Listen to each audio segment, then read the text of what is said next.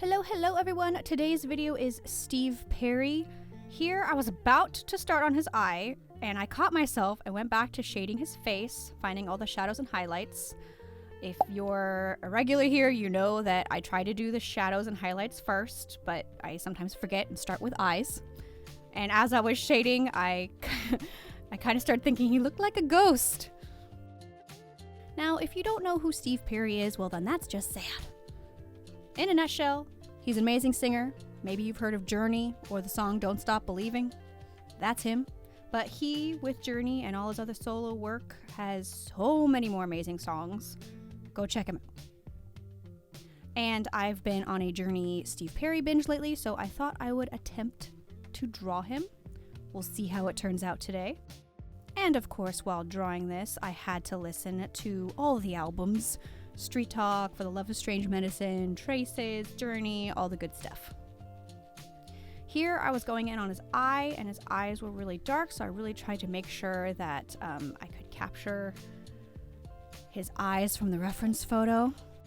So I was going very slow.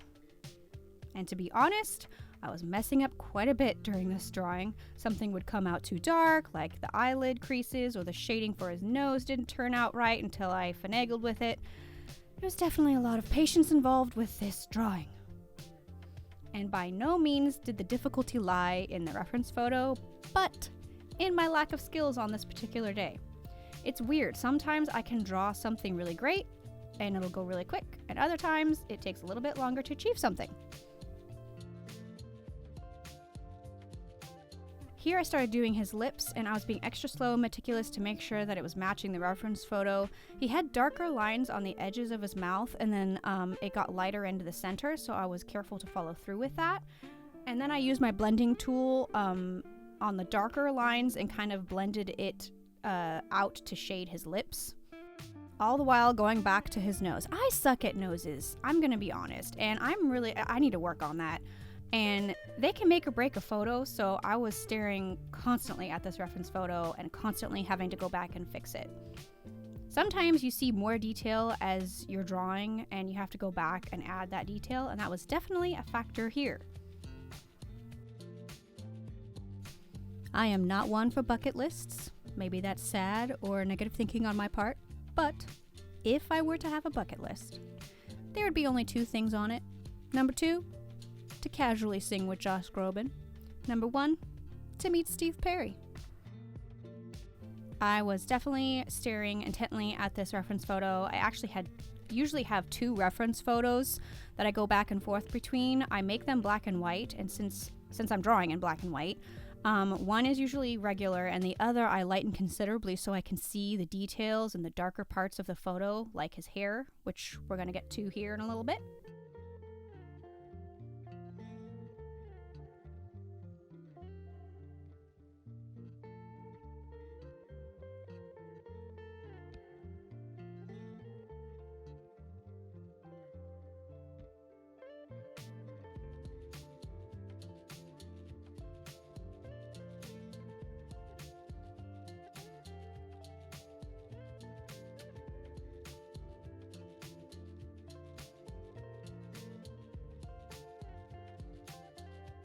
And here, not gonna lie, I don't know what this shading part is underneath his jawline, and I don't know if I accurately drew it. I tried. That's all I can say. It was very interesting. I don't know what it is. Just a particular part on his neck. Okay, I don't know why I do this to myself, but I seem to be drawing people lately who are known for their hair or have lots of it. Guess it's good practice.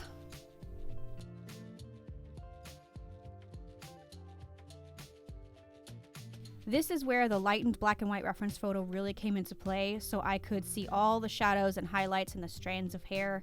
The darker parts I went in and drew in the direction that the hair was going, and the lighter parts I hardly, if at all, used my pencil on just to show that definition.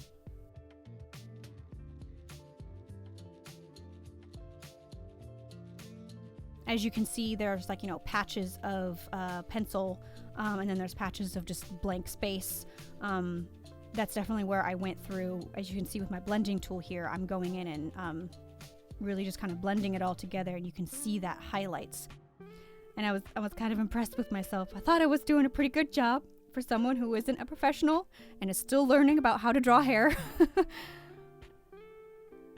I went through many different photos trying to find the right one until I watched the 2017 induction Rock and Roll Hall of Fame video.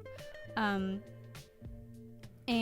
there was this picture of him on the big screen, and I was like, that's it. That's the picture I gotta draw. So here we are.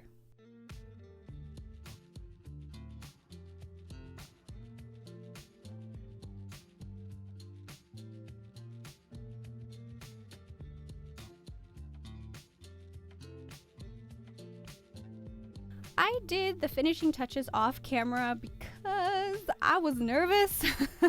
I get that way sometimes with a picture, and while off camera I darkened his hair. I tend to draw light, so I knew it needed to be darker, and I narrowed his hair so it wasn't so poofy up top, and I did some more touches of shading.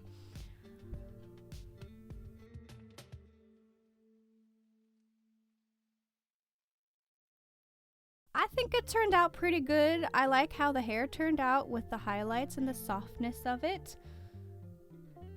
What do you think? Thanks for stopping by my little corner of YouTube. If you have a recommendation, let me know in the comments. I hope you have a wonderful week, and I will see you on the next one. Bye! I don't know why this... Okay, so this is the second attempt I've tried of him. It's looking good. It's just... I'm making him look younger. I don't know. This is the second time he looks a little bit younger in each picture that I've tried drawing of him. And I'm like, what am I doing? Giving him, I guess, a youthful appearance.